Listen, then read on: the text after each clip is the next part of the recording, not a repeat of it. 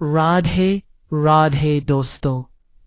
अहंकार जब टूटता है तब भक्ति का जन्म होता है।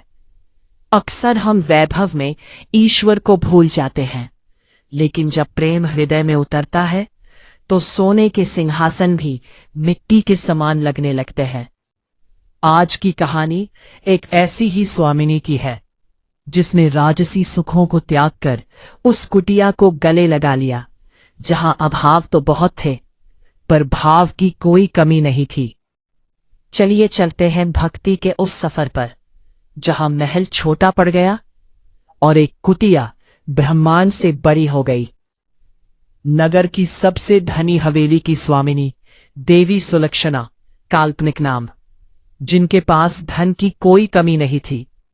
56 भोग उनके चरणों में परोसे जाते थे और मखमली बिस्तरों पर उनकी नींद सजती थी। लेकिन कहते हैं ना कि आत्मा को शांति सोने के सिक्कों से नहीं मिलती। सुलक्षणा का मन अशांत था। उसे लगता था कि इस चकाचौंध के पीछे कुछ बहुत बड़ा अधूरा है। वो कुटिया जिसे लोग दरिद्रता का घर कहते थे, फूस की छत, मिट्टी की दीवारें और भोजन के नाम पर कभी कभी केवल सूखा अनाज। लेकिन उस कुटिया में एक अनोखी शक्ति थी। वहां रहने वाले वृद्ध भक्त की आंखों में वो संतोष था जो सुलक्षणा ने कभी अपने दर्पण में नहीं देखा था।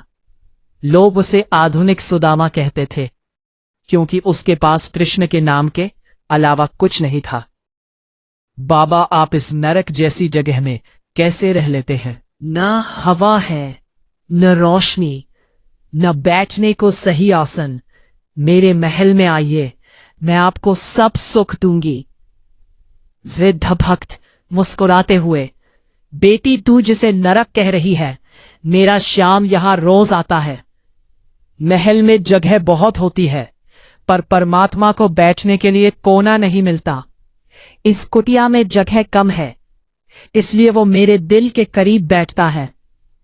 तू महल की स्वामिनी होकर भी भिखारी है और मैं इस कुटिया का मालिक होकर भी त्रिलोक का राजा हूं। वो शब्द सुलक्षणा के कानों में तीर की तरह छुप गए। उसे समझ आया कि वो अब तक छाया के पीछे भाग रही थी।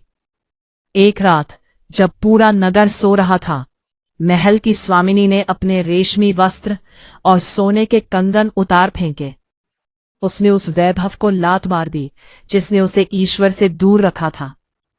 अगली सुबह जब लोगों ने देखा तो दंग रह गए।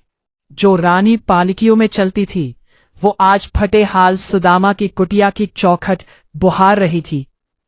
उसके पास अब धन नहीं था, पर उसके पास राधा नाम का वो खजाना था जो कभी खत्म नहीं होता।